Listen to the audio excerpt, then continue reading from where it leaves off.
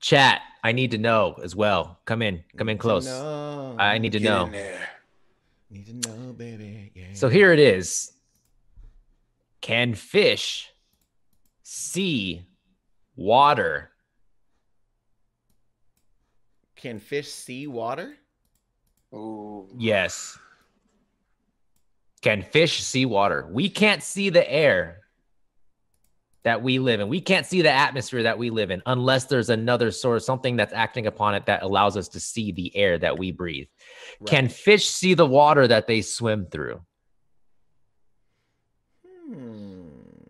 I mean, are we talking about literal or technical? Because technically, they would be looking at H2O. Yes.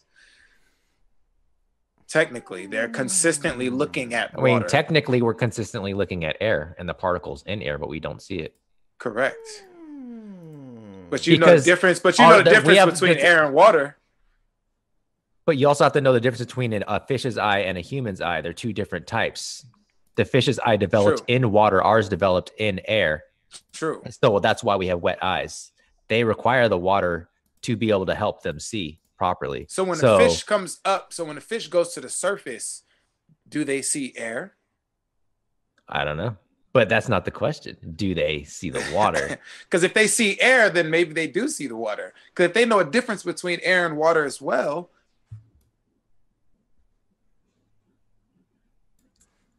they should be able to see both, right?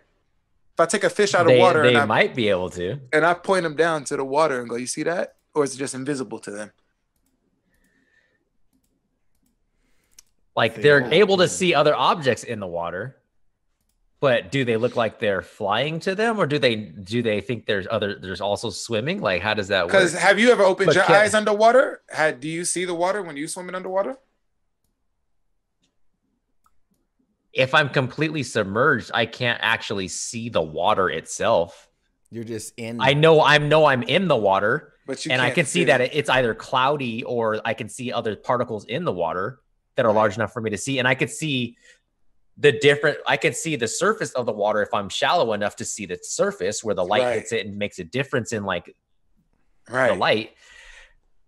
But our eyes work differently. Like I said, they work differently than a fish's eye. The lens is totally different. So can they actually see it? So you're saying you see reflection, you see particles in the water, but you can't technically see the actual water, right? When I'm completely in it, I don't correct. I don't see. Right. Like, yeah, I can't see it. When you're submerged, you can't see the water. You just see what's the effects of light. Exactly. Right. In the same way that so here's my other question. Because like you see air when you're in an airplane. Dust. So like if you look at air, if you're in an airplane, you're on the wing, depending on when you take off, you'll see the airstream go over the wing. Yeah, but that's because it's being acted on by another force. Correct. So it's like you can see things when you're in them. If there's always like an if, there's not like, but if you're just in nature, you're not going to see air. You know what I'm saying? Like, you know what I mean? Like in the same point that Tosha said with dust, like if you're in your house or whatever and sun comes in and you see the light affect the air and you see the dust particles moving, like you can see what's in the air, but you technically you don't see the air itself because it's too small. Right. We can't technically. Well, we've adapted to not be able to see it, or we ignore it. True. Like the tip of your nose, because we're always looking at our nose. Yes. Right. I'm not looking at my nose right now. So we can only see it when like it's acted upon or by a different force, or if it's ignited, or if it's some type of something else is interacting. So a fish therefore might not be able to, kind of like us, if their eyes aren't as sophisticated as ours, and they rely on the water to help the lenses of their eyes actually focus and be able to be used the way they work organically. Mm-hmm. They might not be able to see the water if they're always submerged. Now, if they get pulled out of the water, they might be able to. They might. Age-old question. But that's acted on by an external force because somebody has to pull it out of water. Is like water? Is water wet? I would say the same thing. Is water wet? I don't think it is. I think water can make you wet, but I don't think water is wet. Isn't wet a description? I think this was settled, though. Was it settled? I think this was settled. I don't remember what the conclusion was. I don't remember either. Because an argument can be made. There was a lot of things that was settled recently like this, because I also know that the hot dog debate is settled also. Like is a hot dog sandwich or something like that. I know that debate. Definitely not. I know that debate was settled recently. What was that? Well. What was that settled on? I don't know. I saw an article. I didn't know what it was. I didn't care, but some people think that obviously meat between two pieces of bread. It's a sandwich.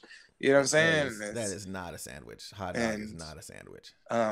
People don't think it is, and people thought it was. I'm not sure what the conclusion was, but yeah, that was interesting. I don't know.